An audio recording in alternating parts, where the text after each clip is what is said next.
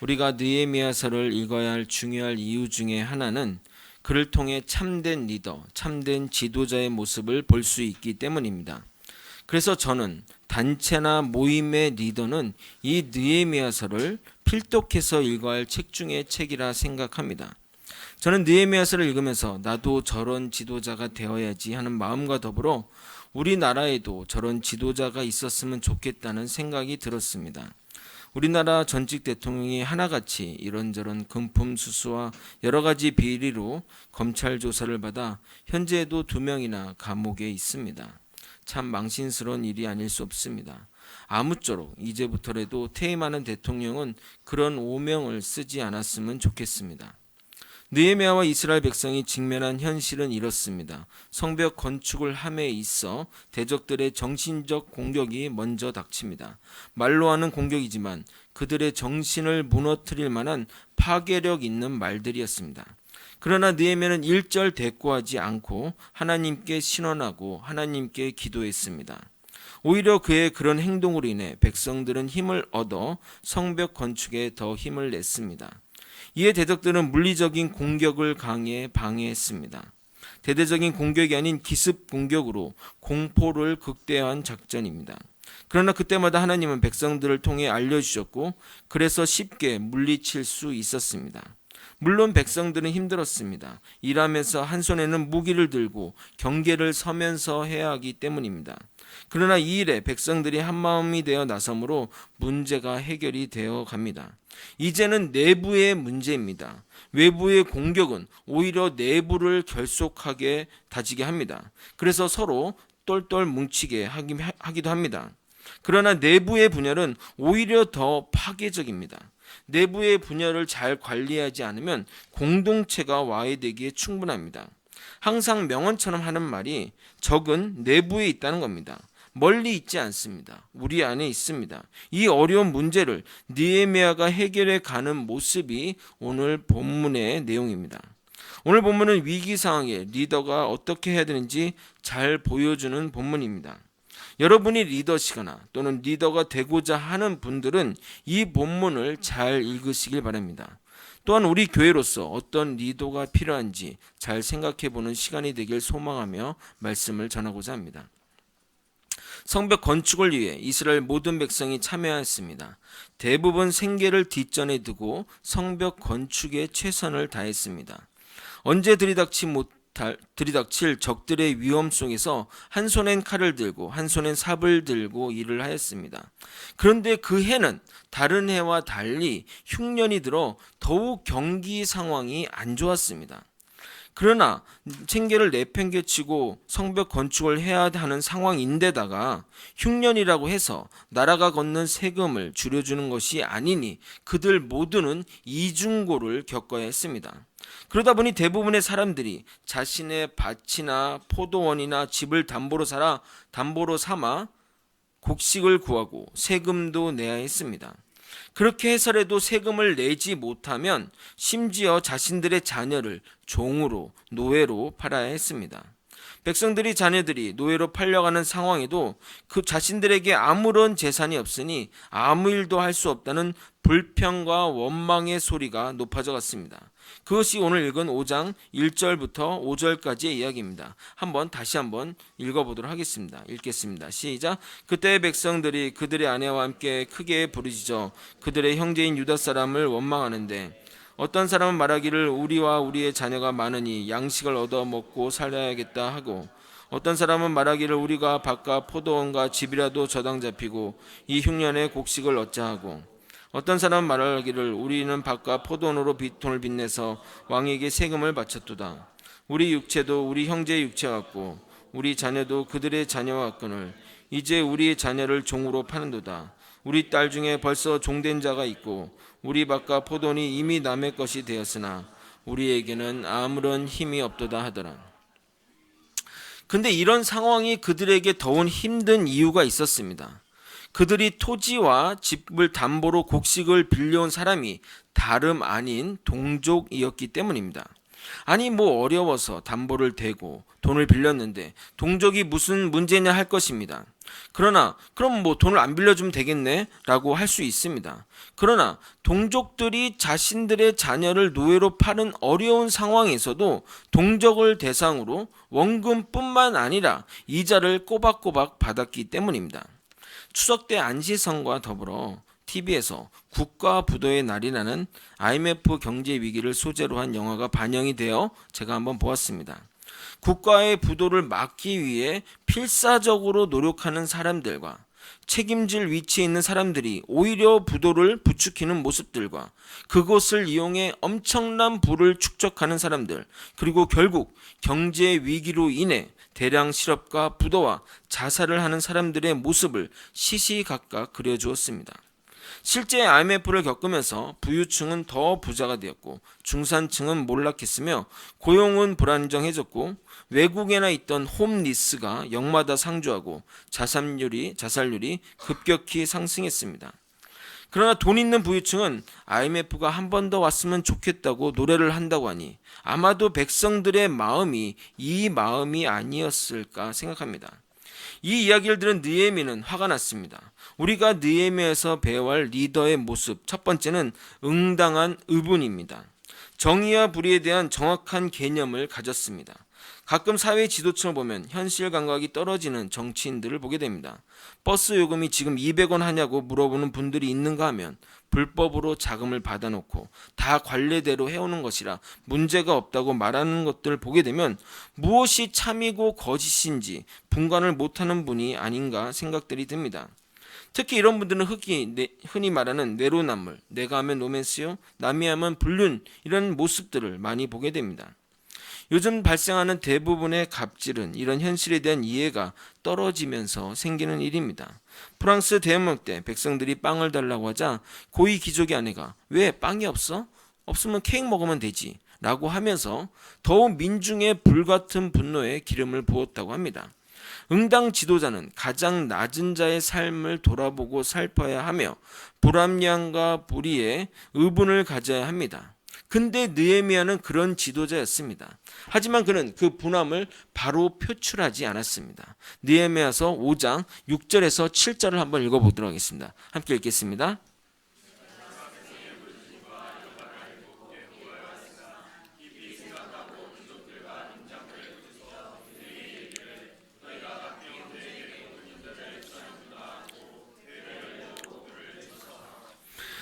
자, 그는 그 이야기를 듣고 크게 노하였다고 했습니다.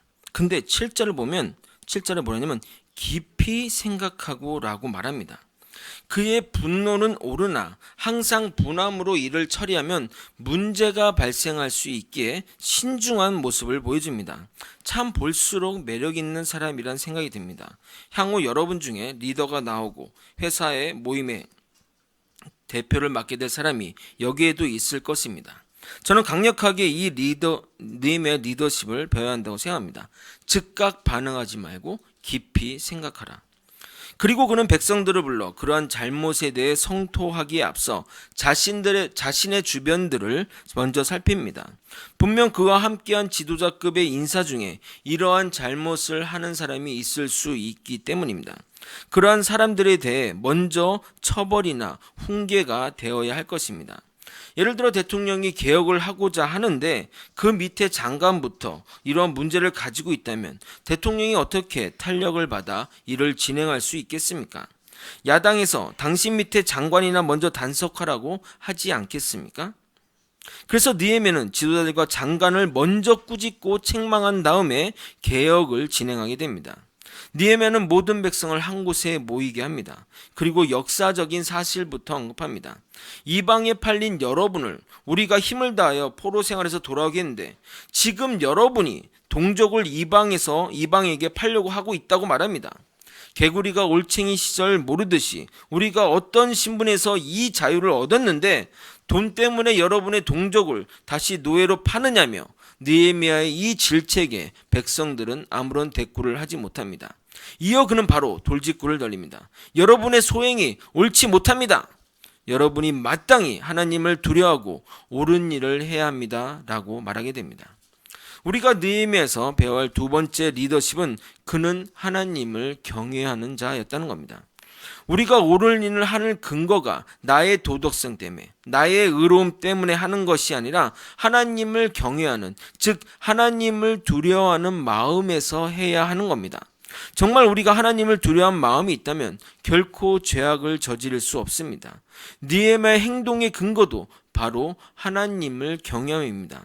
그래서 그는 백성들에게 이렇게 말한 겁니다. 9절을 한번 읽어보겠습니다. 읽겠습니다. 시작. 내가 또 이르기를 너희의 소행이 좋지 못하다. 우리의 대적 이방 사람들의 비방을 생각하고 우리 하나님을 경외하는 가운데 행할 것이 아니냐.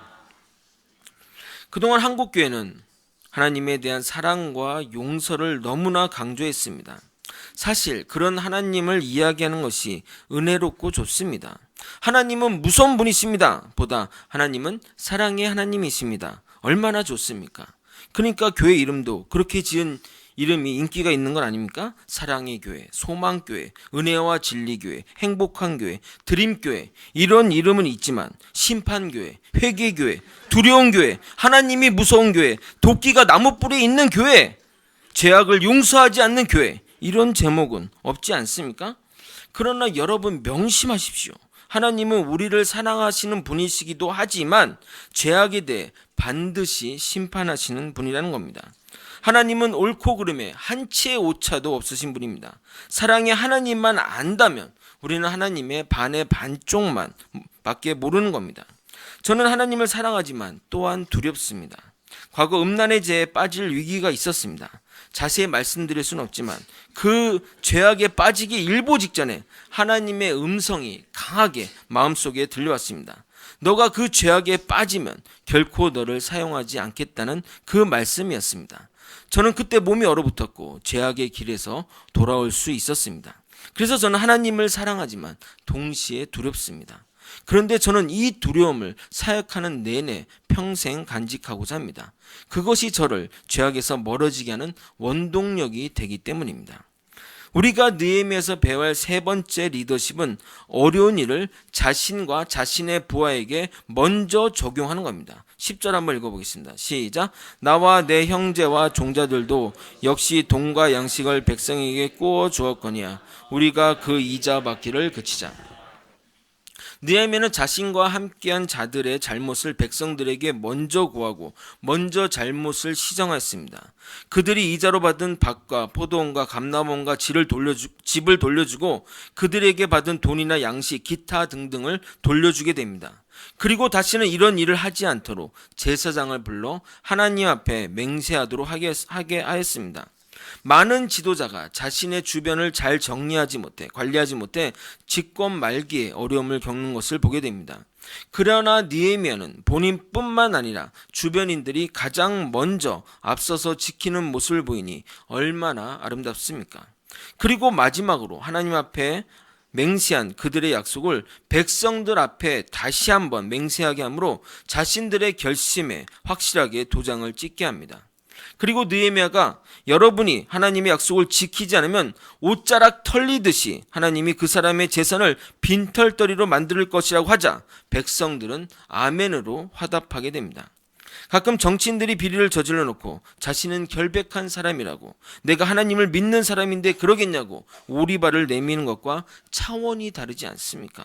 그는 누구보다 자신과 자신의 주변에 정리를 하는데 솔선수범에 앞장선 사람입니다.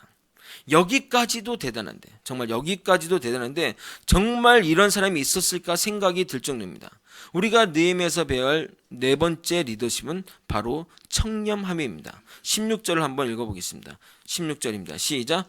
도리어 이 성벽 공사에 힘을 다하여 땅을 사지 아니하였고 내 모든 종자들도 모여서 일을 하였으나 그는 그의 사람들과 함께 그의 부하들과 함께 성벽 재건하는 데 최선의 노력을 하였습니다. 그러면서 땅 한 치의 땅도 사놓지 않았다고 합니다. 성벽이 없으면 당연히 땅의 가치는 떨어집니다. 보호가 되지 않기 때문입니다. 그래서 가격이 정말 똥값일 수밖에 없습니다. 그러나 성벽이 건축이 되면 땅값은 달라질 수밖에 없습니다. 아마도 그 당시에도 이런 식으로 땅을 매입해서 이득을 보는 세력이 있었나 봅니다. 그러나 느헤미야는 자신을 위해 사적 이익을 전혀 취하지 않았음을 알 수 있습니다. 과거 개발 관련 부서 공무원이나 정치인들이 내부 정보를 이용해 개발이 예정된 지역의 땅을 많이 샀다고 합니다. 그런데 느헤미야는 그런 짓을 하지 않았다고 고백하는 것입니다. 거기다가 매일 소 한 마리와 살찐 양 6마리와 많은 닭을 준비하여 이방의 손님들과 자신들의 부하와 돕는 사람들을 섬겼다고 말하고 있습니다. 정말 이런 지도자가 있을지 의문이 가는 정도입니다. 그에게 배울 리더십 5번째는 백성들을 사랑하는 지도자는 겁니다. 그는 12년간 총독으로 있으면서 총독에게 주어지는 양식을 먹지 않았습니다. 즉 무급으로 봉사했다는 겁니다. 아니 그것이 백성 사랑과 무슨 상관입니까? 당연히 받아야 할 것을 받아야 하는 것 아닌가요? 생각할 수 있습니다. 그런데 그 당시 총독에게 주어지는 양식은 로마에서 나오는 것이 아니라 지배하는 지역의 백성들에게 걷는 것으로 충당이 되었기 때문입니다. 로마는 그 나라의 총독에게 세금 거둘 자유권을 주어서 일정 부분을 걷고 그 다음 나라에 제출하고 나머지는 자신들의 차지로 하게 하였습니다. 그래서 대부분의 총독들은 더 많은 재산을 착취했는데 느헤미야는 정당한 양식은커녕 일절 아무것도 받지 않았다고 고백합니다. 15절 한번 읽어보도록 하겠습니다. 15절 읽겠습니다. 시작. 나보다 먼저 있었던 총독들은 백성에서 양식과 포도주와 또 은 40개설을 그들에게 빼앗았고 또한 그들의 종자들도 백성들을 압제하였으나 나는 하나님을 경외함으로 이같이 행하지 아니하고. 그가 이같이 한 이유가 18절에 기록되어 있습니다. 18절 한번 읽어보겠습니다. 매일 나를 위하여 소 한 마리와 살찐 양 6마리를 준비하여 닭도 많이 준비하고 열흘에 한 번씩은 각종 포도주를 갖췄느니 비록 이같이 하였으라도 내가 총독의 욕을 요구하지 않은 것은 이 백성의 부역이 중함이었더라. 느헤미야는 백성의 부역의 중함을 알고 백성들에게 거둬야 하는 총독의 녹을 요구하지 않았다고 합니다. 정약용의 목민심서를 보면 이런 글이 있습니다. 오늘날 백성을 다스리는 자들은 오직 거두어 드리는 데만 급급하고 있다. 백성을 부양하는 데는 도무지 신경 쓰지 않고 어떻게 해야 백성을 잘 살게 할 수 있을지 영 알지도 못한다. 때문에 백성들은 야이고 병들었다. 줄지어 구렁텅이에 빠져 허우적대고 있지만 그들을 다스리는 정치인들이나 공직자들은 고운 옷이나 맛있는 음식으로 자기들만 배부르게 먹으며 살찌우고 있다. 이 어찌 슬프지 않은가. 과거나 현재나 언제나 변함이 없는 것이 이런 정치가들의 모습이 아닌가 생각이 듭니다. 정말 우리나라의 지도자가 느헤미야와 같은 사람이면 얼마나 좋겠습니까? 오히려 나라의 돈을 자기 돈으로 삼고 기업가에게 뇌물을 받고 자신의 친인척에게 이권을 몰아주는 것이 우리네 정치인의 모습이 아닌가 생각이 듭니다. 갑자기 우울해지지 않습니까? 마지막으로 그는 이 일을 통해 사람들의 인사나 인정이나 혜택을 전혀 바라지 않았습니다. 오직 그는 주님의 은혜만을 구하게 됩니다. 19절을 한번 보도록 하겠습니다. 함께 읽겠습니다. 시작. 내 하나님이여 내가 이 백성을 위하여 행한 모든 일을 기억하사 내게 은혜를 베푸시옵소서. 아멘. 느헤미야는 하나님께 칭찬받고 하나님께 상급받고 하나님께만 은혜를 구합니다. 우리는 하나님보다 눈에 보이는 사람의 인정이나 높임을 좋아합니다. 사실 그런 것이 없으면 일이 진행이 안 됩니다. 주보의 헌금 명단과 액수를 올리는 교회들이 있습니다. 첫 번째는 혹여나 헌금 분실 사고를 예방하기 위해서이고 회계의 투명성을 위해서 합니다. 우리 교회는 명단을 올리지 않았지만 제가 사역한 교회에서는 다 명단을 올렸습니다. 그런데 어느 교회에서 주보의 헌금 명단을 기록하는 것이 외식하는 것 아니냐 해서 당회가 결의를 해서 주보의 헌금 명단을 뺐는데 헌금 명단자를 게시 안 한 몇 달 동안 헌금 액수가 25% 가까이 줄었다고 합니다. 결국 눈물을 머금고 다시 헌금 명단을 다시 주보에 실었더니 원상복구가 되었다고 합니다. 참 이런 점이 현실과 이상의 괴리라고 생각합니다. 성도 중에 헌신한 분들이 있기에 교회는 운영이 됩니다. 그런 헌신자를 높여주면 헌신이 늘어나는 게 당연한 현실입니다.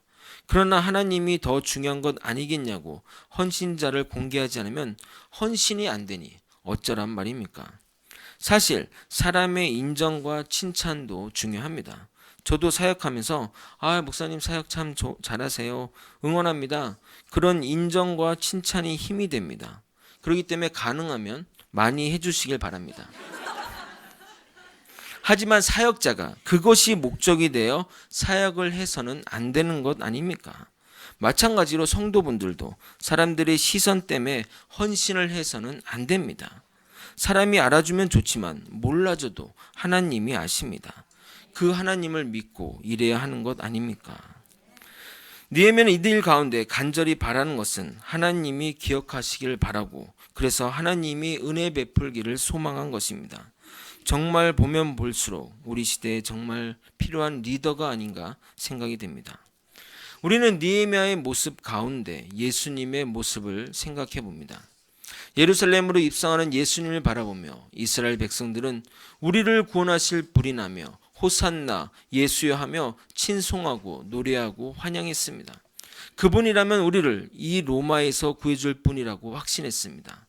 그와 3년을 같이 했던 제자들도 예수님을 그런 존재로 보았고, 심지어 제자 중 몇 명은 예수님 좌우에 앉아 세상 권세를 누릴 것을 기대했습니다. 그러나 예수님은 그 길이 하나님이 원하시는 길이 아님을 알았습니다. 자신이 죽어야만 이 사람들이 사는 길임을 알았습니다.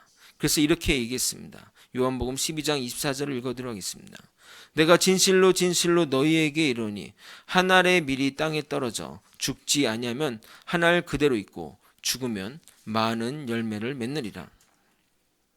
하지만 예수님도 그 길을 가고 싶지는 않았습니다. 이 땅을 창조하시고 만유해 주신 예수님이 인간들 앞에서 그 치욕과 수모의 길을 가고 싶지 않았습니다. 그래서 하나님께 기도했습니다. 이 때를 면하게 해달라고, 이 잔을 내게서 거두어 달라고 기도했습니다. 요한복음 12장 20절 전반부입니다. 지금 내 마음이 괴로우니 무슨 말을 하리요. 아버지여 나를 구원하여 이 때를 면하게 하여 주옵소서. 그러나 주님은 본인이 가셔야 할 길을 아셨습니다. 그 길은 아버지의 이름이 영광 받으시는 길이기 때문입니다. 그래서 예수님은 아버지의 이름의 영광을 위하여 그 길을 묵묵히 가신 겁니다. 요한복음 12장 27절 하반부터 28절입니다. 그러나 내가 이를 위하여 이때에 왔나이다. 아버지여 아버지의 이름을 영광스럽게 하옵소서. 예수님이 이 길을 끝까지 가실 수 있었던 것은 느헤미야가 백성들을 사랑한 것처럼 자신에게 맡겨진 사람을 사랑하셨기 때문입니다. 그러나 사람의 인정은 결코 바라지 않았습니다. 그래서 사람이 원하는 길로 가지 않았습니다. 오직 하나님만 의지하고 하나님의 영광을 위해 나간 것입니다. 예수님이 제자들에게 자신의 운명에 대해 이야기하신 다음에 이렇게 성경은 기록합니다. 저는 과거에 이 구절을 읽고 그냥 한동안 울었던 기억이 있습니다. 우리 주님의 사랑이 우리를 살게 하시는 겁니다. 요한복음 13장 1절입니다. 유월절 전에 예수께서 자기가 세상을 떠나 아버지께로 돌아가실 때가 이를 줄 아시고 세상에 있는 자기 사람들을 사랑하시되 끝까지 사랑하시니라. 우리 주님은 우리를 끝까지 사랑하시는 분입니다. 말씀을 정리하겠습니다. 느헤미야는 하나님을 두려워하는 자였습니다. 그는 응당한 의분을 가지고 일을 했습니다. 보편적인 감정을 가지고 자로나 우로나 치우치지 않고 공평하게 일을 처리했습니다. 또한 그는 측근 관리를 잘했습니다. 리더로서 본인뿐만 아니라 주변도 잘 관리할 수준을 넘어 모범이 되었습니다. 그리고 그는 먼저 실천을 했습니다. 본인이 이자를 받지 않았으며 심지어 정당한 나라의 녹도 받지 않았습니다. 그리고 개발로 인한 혜택도 전혀 취하지 않았습니다. 그뿐만 아니라 자신들의 종들까지 철저히 지켰다는 것입니다.